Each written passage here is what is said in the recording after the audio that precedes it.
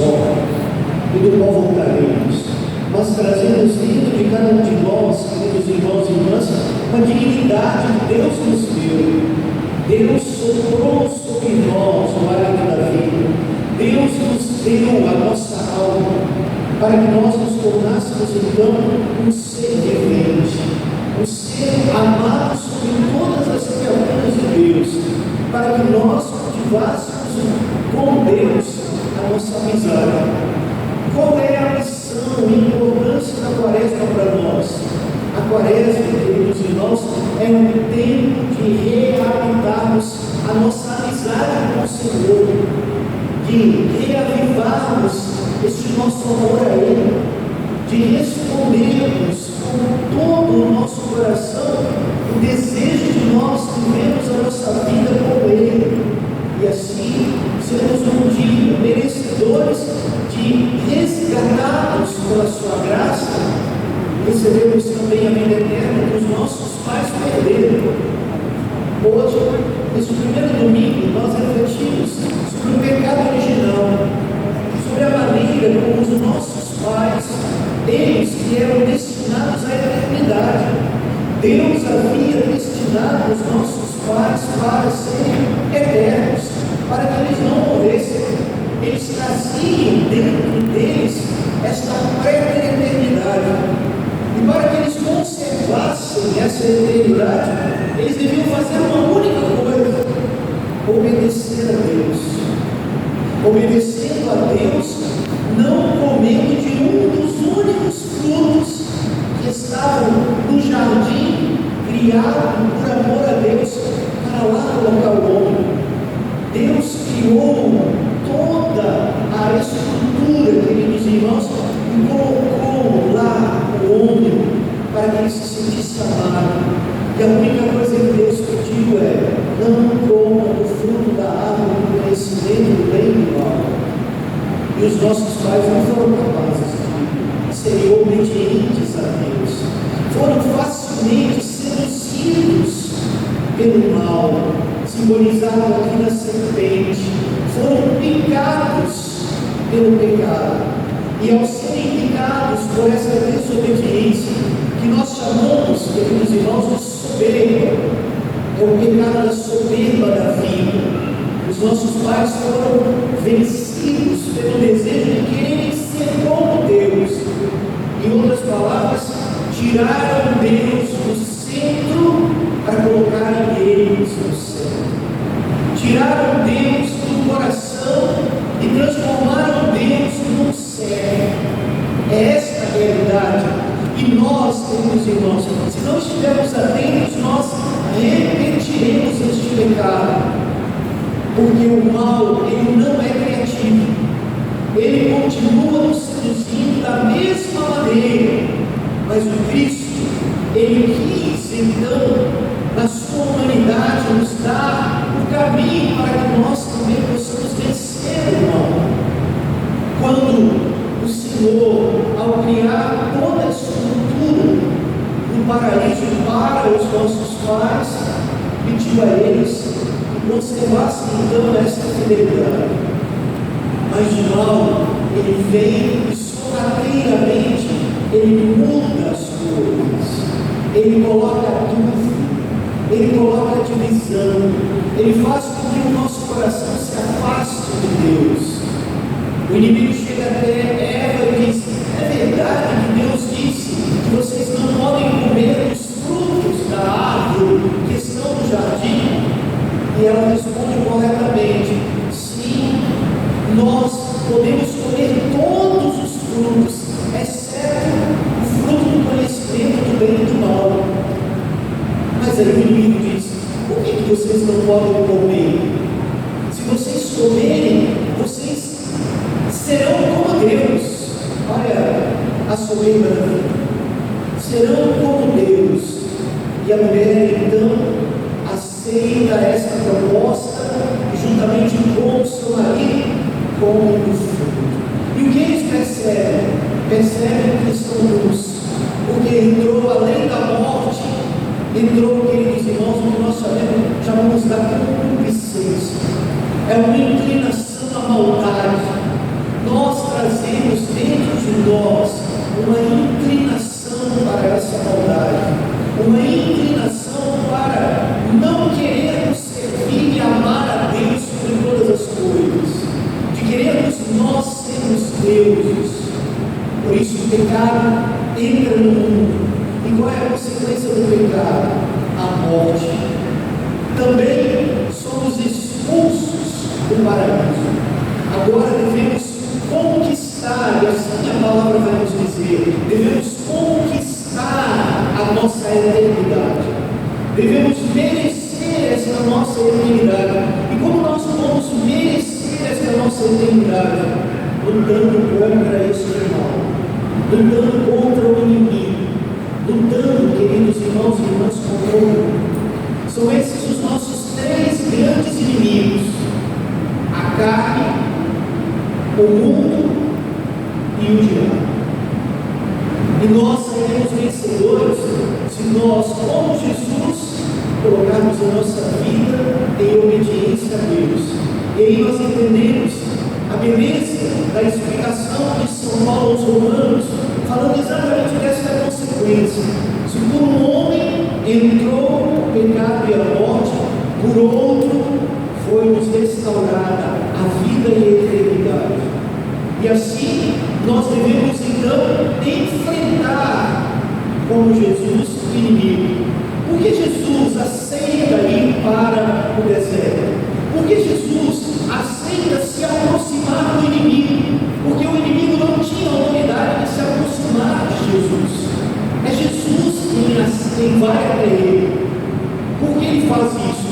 Ele faz exatamente para nos mostrar um caminho no qual nós também sairemos vencedores contra o mal. E assim diz São Paulo: como a falta de um só homem acarretou condenação para todos os homens, assim o ato de justiça de um só trouxe para todos os homens a justificação que dá vida. Com efeito, como pela desobediência de um só homem a humanidade toda foi estabelecida numa situação de pecado, assim também pela obediência de um só, toda a humanidade passará para uma situação de justiça. Mas eu quero te chamar aqui, irmão, uma atenção muito especial no versículo 18, porque diz assim: assim o ato de justiça de um só trouxe para todos a justificação que dá a vida. Jesus não venceu o diabo porque era Deus. Jesus venceu o diabo na sua humanidade. Por isso, ele nos mostra o caminho de que nós somos capazes de vencer também o nosso maior inimigo, que é o diabo, na nossa humanidade. Jesus não venceu o diabo e nem expulsou ele pela sua condição divina. Não, Jesus expulsou o diabo da sua condição humana, para dizer a cada um de nós trazemos dentro de nós as graças necessárias para que, ao sermos enfrentados pelo mal, nós consigamos vencê-lo. E aí, Jesus permite então que o inimigo se aproxime e o tente. São essas as tentações que o inimigo faz comigo e com você. São as mesmas, não mudaram. Mas infelizmente o que nós fazemos é um caminho contrário ao Cristo. Ao invés de nós repreendermos o mal, nós concordamos com ele. Quais são as tentações que Jesus passa e que nós passamos? A primeira tentação é a concupiscência da carne. É a nossa carne, queridos irmãos, que grita. A nossa carne grita por prazer. A nossa carne grita por satisfação. Não somente aqui, numa realidade de comida e bebida, mas numa realidade de afetividade. Jesus combate as investidas do mal contra a nossa afetividade, contra os nossos instintos, com a palavra. É a palavra de Deus, é colocar de novo Deus no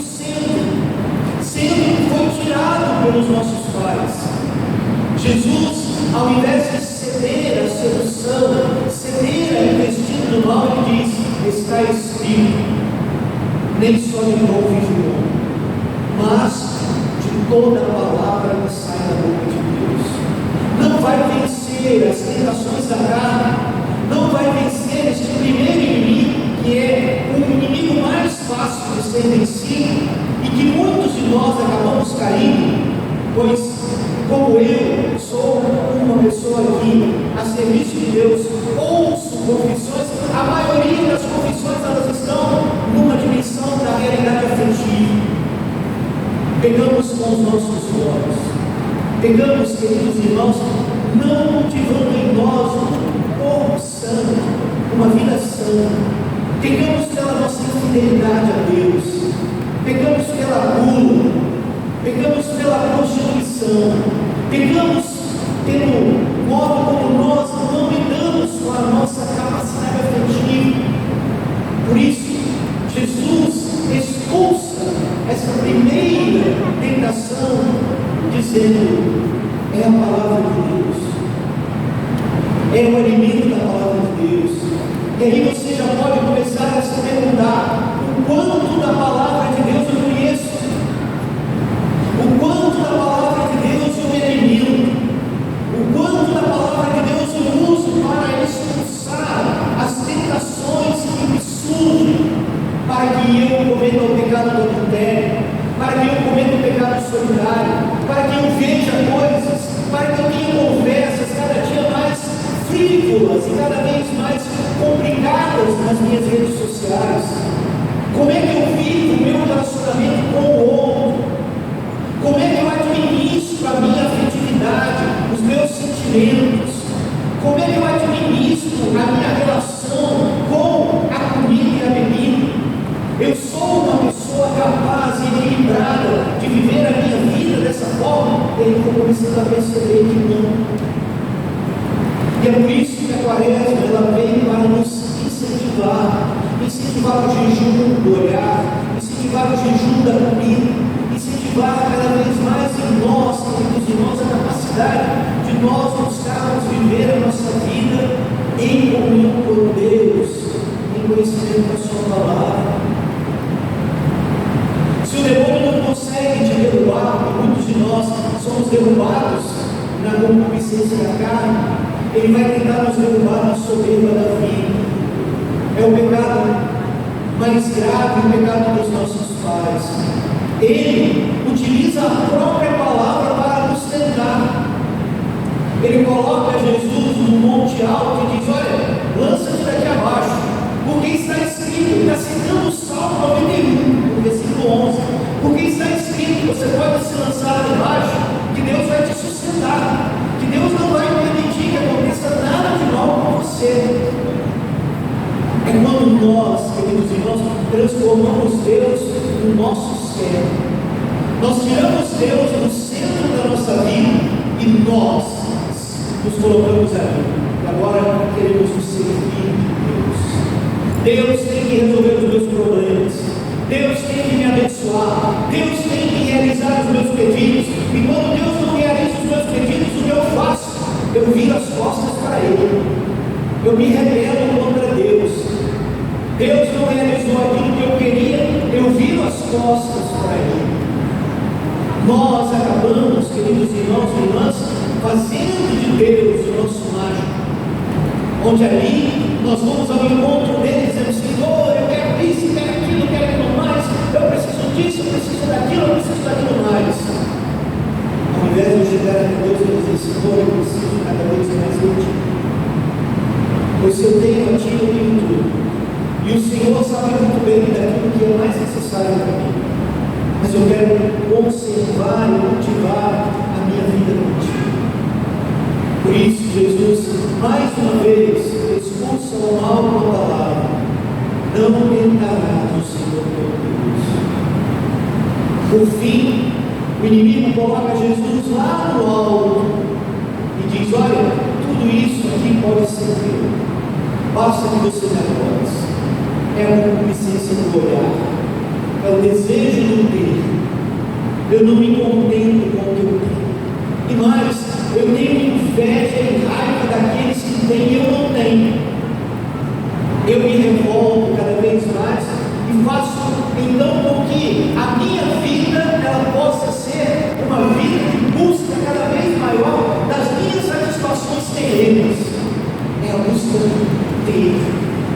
ter tudo, eu quero possuir tudo, eu quero desejar tudo, eu quero merecer tudo. Quantas pessoas hoje, meus irmãos, não vão à missa porque vão estar em casa cuidando da casa, do carro? Quantas pessoas vão passar o dia inteiro, isso não é uma coisa ruim, mas é uma coisa para reflexão, vão passar o dia inteiro estudando e não vão para a igreja, porque é mais importante o conhecimento das coisas do mundo, de ter conhecimento, do que buscar cada vez mais a Deus. Quantas pessoas vão ficar em casa maratonando séries, esportes, atividades, vão estar nas suas redes sociais, vão atualizar os seus perfis e não vão à missa. E não vão se sentir culpados. E cada vez mais o inimigo acontece isso dentro de cada um de nós. Toda semana eu atendo pessoas que vão até a confissão dizendo: Padre, eu faltei à missa no domingo. E parece que a pessoa está dizendo assim: eu faltei como eu faltei à aula, ou como eu faltei a um compromisso, ou como eu faltei a uma atividade que eu deveria ter feito. Não! O que você fez, meu irmão, voltando à missa ao domingo, que é dia do Senhor, você cometeu o pecado da idolatria. Você disse para Deus: você é menos importante que futebol, você é menos importante que o meu prazer, você é menos importante do que estar eu em casa e cultivando o meu descanso, porque eu trabalhei a semana inteira e agora no domingo eu quero descansar, porque amanhã começa a minha rotina toda de novo. É o pecado da idolatria, é o pecado onde nós colocamos coisas, pessoas, prazeres e principalmente a nós no lugar de Deus. Nós somos mais importantes. Por isso Jesus vai dizer: adorarás o Senhor teu Deus e só a Ele prestarás culto. Deus deve estar em primeiro lugar.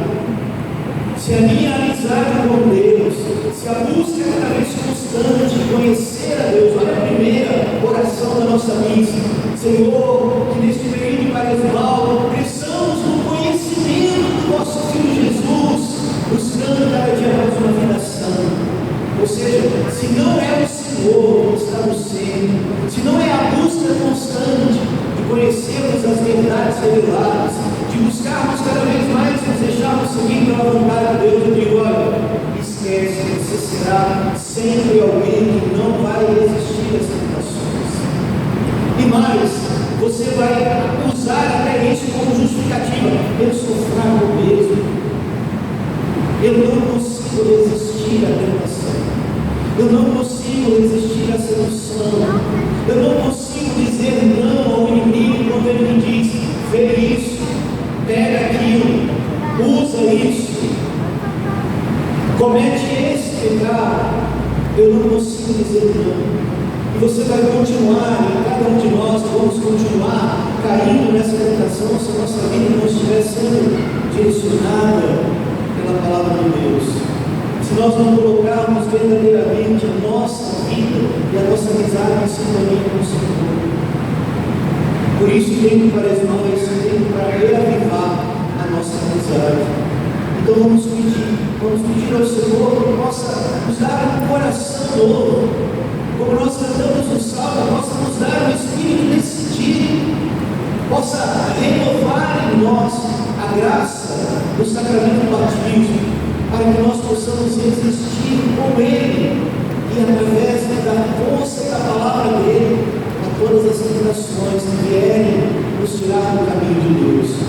E assim, perseverantes de quaresma em quaresma, de Páscoa em Páscoa, possamos chegar no final da nossa jornada e seremos tranquilos e dizermos: Senhor, acolhe minha alma, meu espírito, combati, Senhor, o bom combate, está reservada e espero confiante e coroa da eternidade junto de vós.